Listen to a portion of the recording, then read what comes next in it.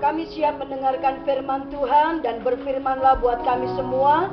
Urapi hamba-Mu dan singkapkan rahasia kebenaran firman-Mu kepada kami. Berikan kami hati seorang murid untuk senantiasa taat dan dengar-dengaran kepadamu. Di dalam nama Tuhan Yesus Kristus. Haleluya. Amin.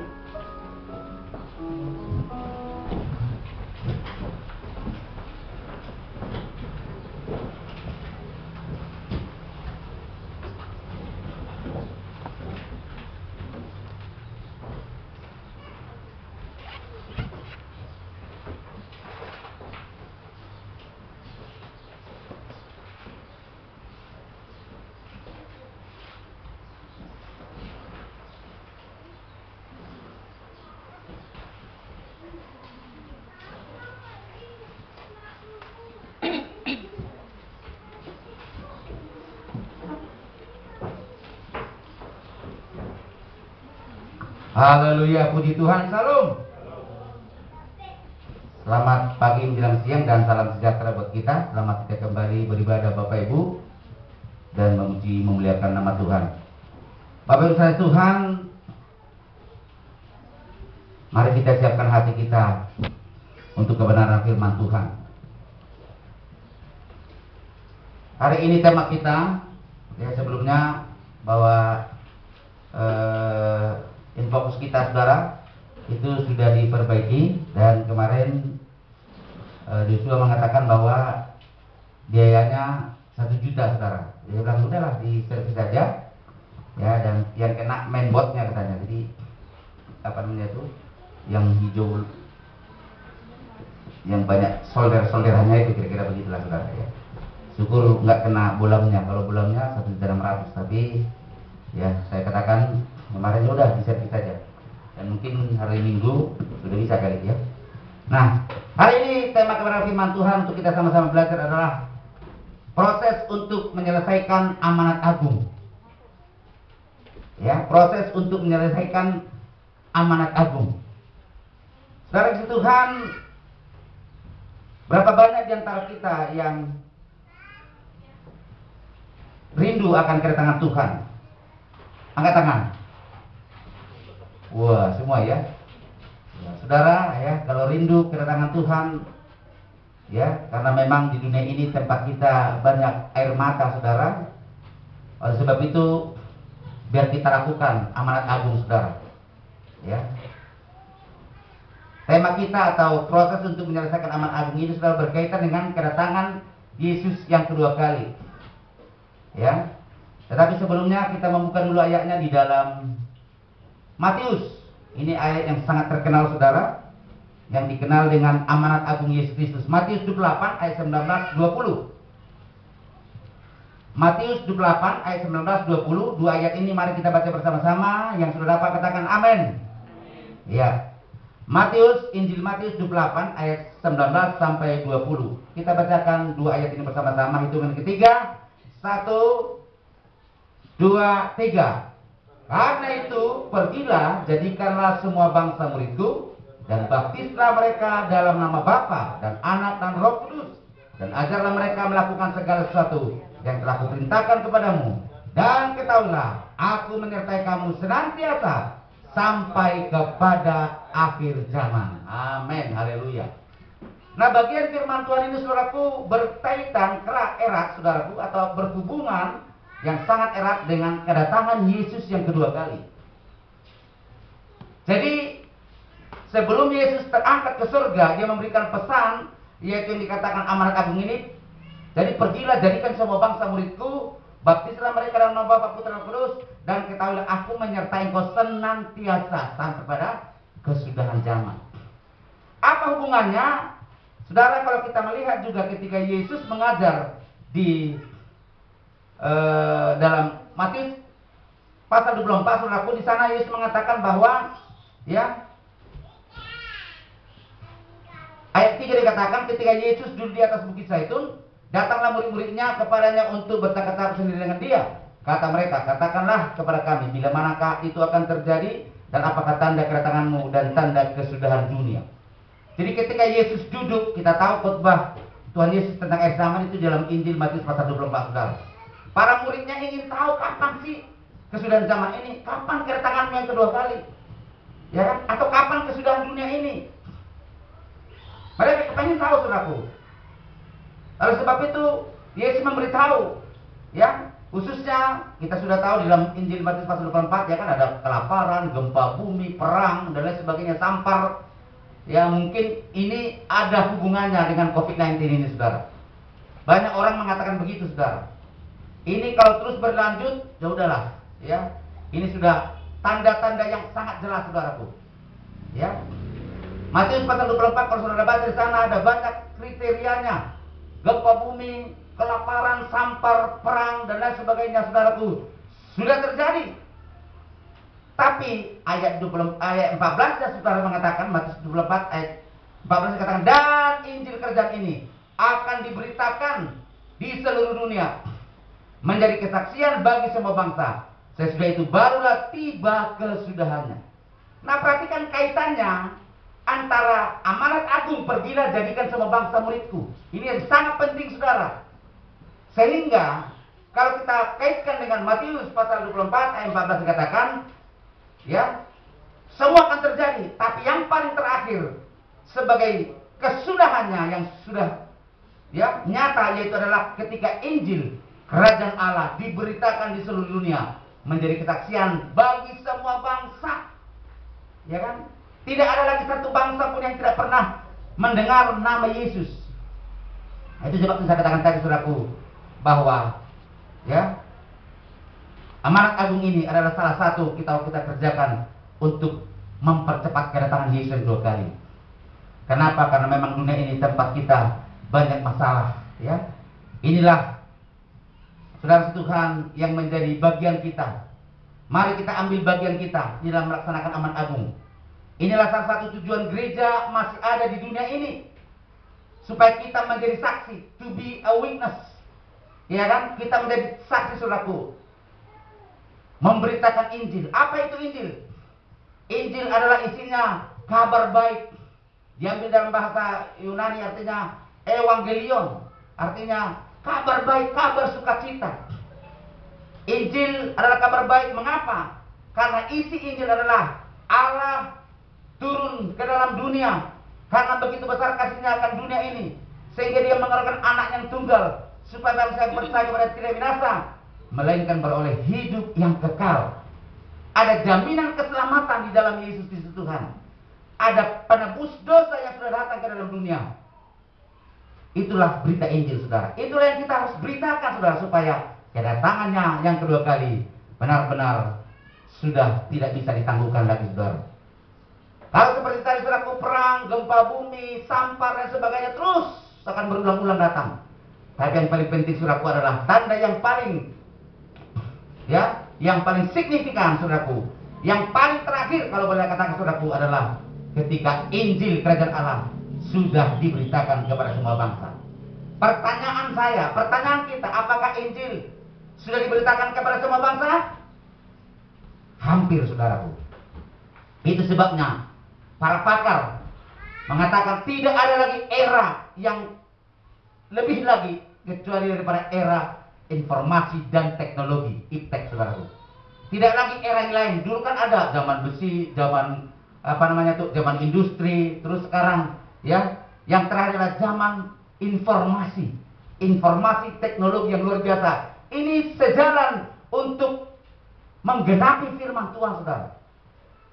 Oleh sebab itu, mari kita ambil bagian kita dalam proses untuk menyelesaikan, menuntaskan amanat agung Yesus Kristus. Masing-masing kita Tuhan berikan nafas sampai hari ini, supaya kita menjadi saksinya. Katakan amin. Haleluya, puji Tuhan. Tuhan Yesus memberikan amanat agung agar kita bergerak, bersaksi kepada jiwa-jiwa, supaya mereka menerima Yesus sebagai Tuhan Selamat. Dan saudara Tuhan, itulah yang Tuhan inginkan dari hidup kita. Dan saudara Tuhan, untuk menyelesaikan amanat agung, Tuhan tahu kita ini gak mampu dengan kuasa sendiri. Ya kan? Tuhan tahu kita ini manusia yang terbatas.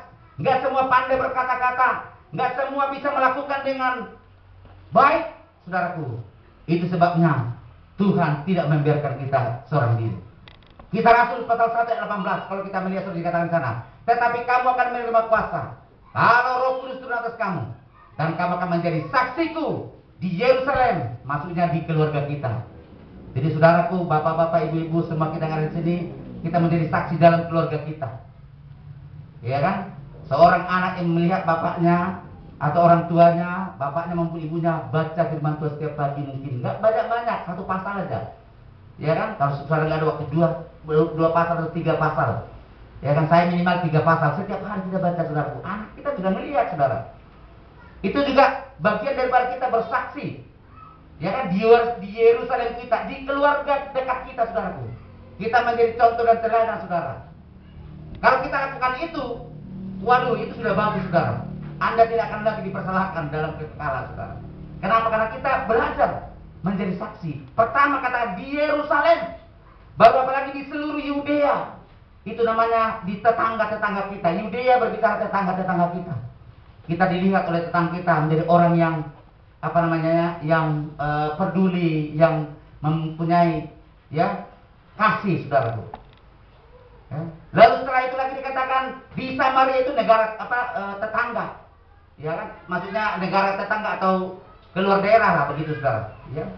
Lalu ke ujung bumi, artinya dimanapun kita berada, saudara. Kita menjadi saksi, saudara. Oleh sebab itu, bukan hanya kekuatan kita, tapi Roh Kudus diberikan kepada kita. Penting sekali kita untuk berdoa mengalami penuh dengan Roh Kudus, saudara. Supaya apa? Supaya kita bisa melaksanakan amanat agung Yesus Kristus.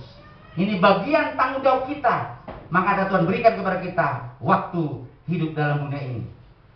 Adapun Tuhan mengizinkan kita tinggal dalam bumi ini, saudaraku, supaya kita bisa menyaksikan kasih Allah yang begitu besar, yang rela turun dari dunia, dari surga ke dalam dunia, saudaraku. Ya kan, turun dari surga ke dalam dunia. Dia mengambil rupa seorang hamba, menjadi sama seperti manusia, saudaraku. Seperti orang-orang lain yang tidak mengerti, mengolok-olok. Masa Tuhannya orang Kristen manusia? Enggak, saudara. Kita bukan bertuhankan manusia. Karena apa? Mereka bingung. Tuhan itu datang, Allah. Yesus itu kan Allah 100%, manusia 100%. Namanya dia Allah. Membuktikan dia Allah, dia mati, dia tebus dosa kita, dia bangkit lagi dan naik ke surga. Coba, Nabi ada nggak yang begitu? Nggak ada, saudara. Ya kan? Dia melakukan banyak mukjizat, membangkitkan orang mati.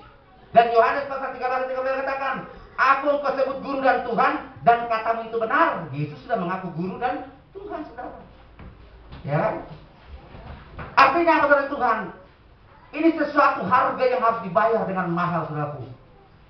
Karena Allah yang maha besar, yang maha kudus, harus turun ke dalam dunia. Kita sebentar akan ada perjamuan kudus. Gereja terus diingatkan, ayo ingatkan terus. Kan kita baca firman Tuhan dalam Kisah Rasul 1 Korintus pasal 11, saudaraku. Perbuatlah ini setiap kali kamu supaya memperingati akan aku. Tuhan mau, saudaraku, supaya kita terus mengingat pengorbanan yang begitu besar bagi kita. Ini pengorbanan yang tak terhingga. Allah menjadi manusia yang mulia, menjadi terhina, bahkan diolok-olok sampai hari ini, saudaraku. Itu pengorbanan yang terlalu besar.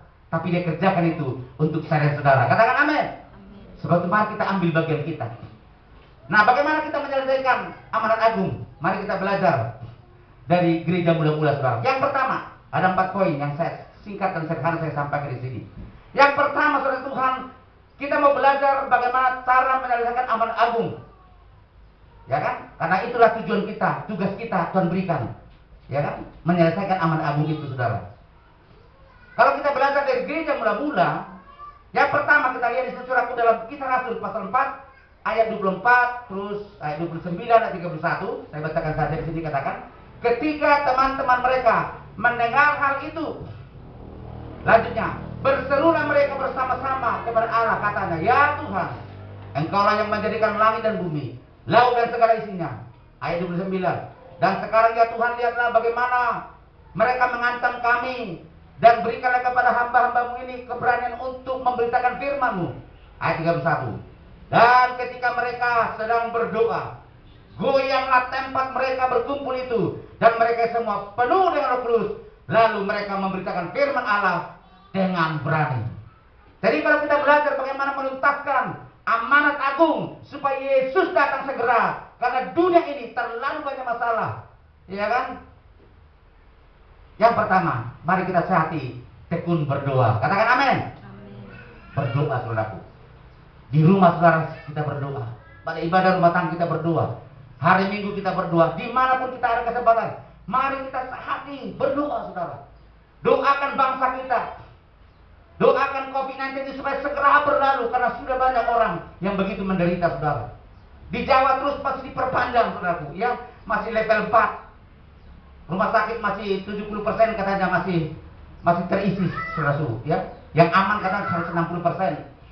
Dan saudara Tuhan, kalau ini terus berlanjut, apakah tidak terjadi kebencanaan? Sebab itu, mari bagian kita gereja Tuhan, supaya kita nanti, ya, boleh menjadi anak Tuhan yang berkenan kepada Tuhan. Ambil bagian kita. Kita nggak bisa lakukan apa-apa, tapi minimal kita berdoa. Sehati kita berdoa. Doakan bangsa ini, saudaraku, supaya Tuhan boleh melawat sehingga selesailah COVID-19 ini, saudaraku. Yang kedua, apa kita lakukan? Kita belajar dari gereja mulai-mulainya. Yang kedua adalah bersaksi, saudara. Alkitab berkata, kurang lebih berapa tahun ya? Kalau nggak salah hampir, pokoknya nggak banyak, saudara, sekitar Alkitab memberitahu kepada kita, ya, sejak ketika gereja mula-mula terus memberitakan firman Tuhan setelah kita masuk pasal 1 tadi, saudaraku. Terus pasal 2 mereka dipenuhkan dengan Roh Kudus. Maka kurang lebih nggak sampai 5 tahun, saudaraku, maka seluruh Asia digoncang oleh apa? Oleh Injil Kerajaan Allah. Dimenangkan, saudaraku. Ya. Oleh sebab itu, mari kita melakukan bagian kita. Kalau gereja mula-mula mereka bersaksi, saudaraku. Ya, Petrus satu kali khotbah. Mungkin kok banyak, karena kan kalau kita baca dalam Kisah Rasul, saudara, khotbah Petrus itu nggak banyak, saudaraku. Dia menceritakan bahwa Yesus yang kamu salibkan adalah Allah yang turun menjadi manusia dan dia menebus kita. Dia terangkan, saudaraku, ya kan? Dan akhirnya saudara Tuhan, maka kurang lebih 5 menit lah, itu katakanlah seperti itu, ada 3.000 orang yang bertobat. Konon penduduk dunia pada waktu itu diperkirakan hanya berjumlah, karena kan masih abad pertama, ya, itu mungkin sekitar 255 juta jiwa, saudara. Tapi sekali khotbah Petrus, saudaraku, 3.000 orang yang bertobat. Bayangkan, saudara. Nah, sekarang penduduk dunia 7,8 miliar. Kalau kita setarakan, saudara, dengan zaman Petrus yang sekali khotbah itu 3.000 orang yang bertobat, jumlah penduduk dunia pada waktu itu 255 juta, maka sekarang sesuai dengan 7,8 miliar manusia. Kalau kita bandingkan, saudaraku, berarti sekali berkhotbah 5 menit ada 91.000 orang yang bertobat. Kalau kita bandingkan itu setara dengan 91.000 orang. Pertanyaan saya, apakah ini sudah tergenapi? Sudah, saudara, ya. Kenapa? Karena hamba Tuhan yang luar biasa. Sekali khotbah, saudaraku, orang yang datang, Reinhard Bonnke, kita mendengarkan, saudaraku, dia sekali bikin ibadah di Afrika, itu 5 juta orang yang hadir. Lebih dahsyat lagi, benarlah kata Tuhan Yesus, engkau akan melakukan hal-hal bahkan yang lebih besar lagi daripada apa yang kulakukan, karena aku pergi kepada Bapa supaya aku mengutus Roh Kudus kepadamu, dan Roh Kudus itulah yang akan mengajar kamu, yang akan memberikan kuasa yang dahsyat kepadamu, supaya kita bisa memberitakan Injil, mempermuliakan nama Tuhan. Katakan amin. Haleluya. Bukan cuma Reinhard Bonnke pakai Tuhan, sekali ibadah 5 juta yang datang di Afrika. Ada juga Benny Hinn. Saya melihat videonya sekali datang di saudaraku itu kurang lebih 2 juta orang yang datang beribadah pada Tuhan. Luar biasa, saudaraku.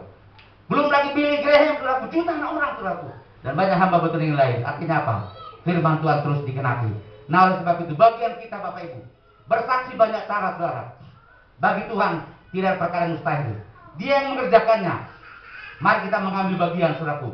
Banyak cara untuk kita bisa mengambil bagian atau turut terlibat dalam memberitakan Injil.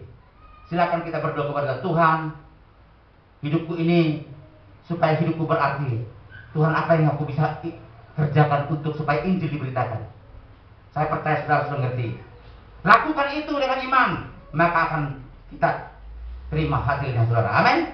Yang ketiga, gereja mula-mula bukan cuma mereka memberitakan Injil, berdoa sehari sepikir sampai goyang tempat mereka berdoa berkumpul itu, saudaraku. Yang kedua, bukan cuma hanya mereka bersaksi memberitakan Injil dengan berani, tapi ketika ada tanda-tanda ajaib dan mujizat yang luar biasa terjadi. Sekali lagi, bukan kita yang mengerjakannya, tapi Tuhan di dalam kita. Amin. Jadi kalau saudara temukan orang sakit atau apa, jangan minder, saudaraku. Doakan saja, kan bukan kita. Amin. Justru kesempatan putih firman Tuhan. Amin. Doakan saudara. Tapi kalau saudara doakan sembuh, jangan sombong. Amin. Serahkan pada Tuhan saudara. Ya. Haleluya, puji Tuhan. Kenapa? Karena memang kita ini semua dipakai Tuhan. Hamba Tuhan terutama dipakai oleh Tuhan saudara di zaman ini. Lebih luar biasa lagi. Dan saudaraku, bukan cuma hamba Tuhan dipakai, jemaat-jemaat Tuhan saudaraku. Kalau dalam gereja mula-mula saudaraku, Petrus dan Yohanes menyembuhkan orang lumpuh sejak lahir. Saudara bisa lihat di kitab para rasul ya. Supaya kita singkat saja saudara ya. Lalu apa lagi? Bayangan Petrus, coba bayangkan. Bayangan Petrus saja lewat begini saudara. Orang sakit sembuh. Waduh, dahsyat luar biasa. Apalagi sapu tangan yang pernah dipakai Paulus, tempelkan kepada orang sakit. Orang sakit itu sembuh. Dan sekali lagi saudaraku, yang melakukan bukan Petrus, bukan Paulus, tapi Tuhan yang memegang janjinya. Amin. Sebab itu mari kita imani Tuhan yang dahsyat itu. Kalau engkau punya masalah persoalan, jangan lihat masalah persoalan yang besar itu, tapi lihat Tuhan yang lebih besar daripada segala masalah kita. Amin. Belajar kita beriman saudara. Tidak gampang memang, tetapi kita harus terus memaksa diri kita untuk berkata, aku mau percaya kepada Tuhan, meskipun yang kulihat bertentangan dengan apa yang kuharapkan. Haleluya, puji Tuhan. Karena Markus 16 ayat 20 mengatakan, mereka pun pergilah memberitakan Injil ke segala penjuru, dan Tuhan turut bekerja dan meneguhkan firman itu dengan tanda-tanda yang menyertainya. Lihat, yang selalu mengerjakannya bukan kita, tapi Tuhan yang bekerjanya dalam hidup kita, saudara. Ada pujian mengatakan, Allah turut bekerja dalam segala perkara. Allah berkuasa mengatasi segalanya. Yesus sanggup atasi segala masalahku. Yesus lebih besar dari segalanya. Amin. Yesus yang melakukannya lewat kita, saudara. Haleluya. Dia punya rencana bagi kita masing-masing. Sebab itu, mari kita ambil bagian dalam menuntaskan amanat agung ini. Supaya apa? Kedatangan Yesus yang kedua kali segera saudaraku terjadi. Kenapa? Karena terlalu banyak persoalan masalah tantangan dalam dunia ini, saudaraku. Haleluya. Puji Tuhan. Dan yang keempat terakhir, saudaraku. Ya. Bagaimana cara kita menuntaskan amanat agung itu? Yang pertama, kita belajar di gereja mula-mula. Mereka sehati sepikir berdoa. Mari, saudara Tuhan. Sebelum kita sehati sepikir berdoa untuk bangsa, untuk jiwa-jiwa. Suami istri dulu sehati sepikir di rumah. Berdoa buat anak-anaknya. Berdoa untuk ya keluarga kita yang belum diselamatkan. Berdoa untuk mereka, saudaraku, ya. Baru kita sehati sepikir. Berdoa juga untuk bangsa kita. Berdoa juga untuk hal-hal yang lebih besar, saudaraku. Yang kedua, bersaksi. Banyak cara untuk bersaksi. Yang ketiga, tanda-tanda gaib, mujizat. Mari kita praktekkan firman Tuhan. Bukan kita melakukan sekali lagi. Kalau kita melakukannya, kita pasti minder. Kita pasti nggak bisa, saudaraku. Ya, saudara mungkin lihat di YouTube ada hamba Tuhan Andi Simon mengatakan luar biasa di Kalimantan Timur, saudara. Waduh, ya, banyak orang disembuhkan dan itu free, saudaraku. Hebat luar biasa. Kenapa? Tuhan menyatakan kuasanya, bukan manusia yang melakukannya, tapi Tuhan. Sepanjang Tuhan yang berjanji, mari kita kerjakan karena Tuhan yang akan membela firman-Nya. Haleluya. Tuhan tidak perlu dibela manusia. Kitalah yang perlu dibela oleh Tuhan. Nah, waktu kita melakukan tindakan iman, mungkin kita berdoa atau ada masalah kita, suruh kita datang pada Tuhan, beriman kepada Tuhan, janji firman Tuhan kita pegang, maka mujizat masih bisa terjadi. Haleluya. Puji Tuhan. Yang keempat adalah bagaimana cara kita untuk menuntaskan amanat agung dengan seperti cara hidup jemaat yang mula-mula itu. Mereka berubah, saudara. Yang keempat adalah jemaat berubah, saudara. Saya bacakan ayat Kisah 44 ayat 32, 34, 44 ya, 35 dan 37. Kata demikian. Adapun kumpulan orang yang telah percaya itu, mereka sehati dan sejiwa, dan tidak seorang pun yang berkata bahwa sesuatu dari kepunyaannya adalah miliknya sendiri, tetapi segala sesuatu adalah kepunyaan mereka bersama. Waduh, luar biasa, saudara. Sebab tidak ada seorang pun, ayat 34, yang berkekurangan di antara mereka, karena semua orang yang mempunyai tanah atau rumah menjual kepunyaannya itu, dan hasil penjualan itu mereka bawa. Ayat 35, dan mereka letakkan di depan kaki rasul-rasul, lalu dibagi-bagikan kepada setiap orang sesuai dengan keperluannya. Ayat 37, ia menjual ladangnya, ada seseorang miliknya, lalu membawa uangnya itu dan meletakkannya di depan kaki rasul-rasul. Saudaraku, saya tidak mengatakan juallah harta saudara, letakkan di kaki para pendeta, enggak, saudaraku. Artinya apa? Artinya jemaat mula-mula mengambil bagian namanya diakonia, saudaraku, membagikan sesuatu untuk orang-orang memerlukan. Itulah juga salah satu ya supaya Injil tepat diberitakan, saudaraku. Waktu kita praktekkan di saudaraku, maka waktu kita menabur baru kita menuai, saudaraku. Saudara Tuhan, firman Tuhan adalah apa yang kita tabur itulah yang kita tuai. Jadi Bapak Ibu, kalau Anda tidak pernah menabur, jangan mengharapkan menuai.